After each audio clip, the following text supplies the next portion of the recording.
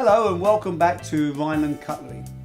As you see here on the table before me, we have our fantastic, beautiful 20-piece classic collection. What I like to do is show you where each of these knives go in the block. We're going to start at the back. First piece to go in is the honing steel. Fits perfectly into the little round hole here at the back. Cut directly in front of the honing steel is for the paring knife, and the paring knife fits in there like so.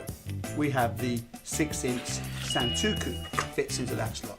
Then we have the larger slot here, the Asian cleaver, and completes the interior section. Moving our attentions to the left-hand side of the block, we have the slot for the fork.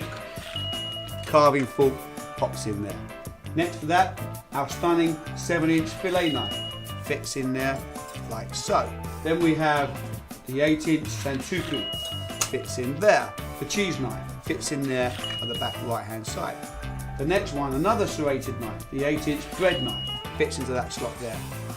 At the front here will be the 9-inch carving knife, completes the main block section. We move to the front, the detachable steak knife section. We have 8 steak knives. So you just put them in one at a time, all the way along. You can see now the block is really taking shape.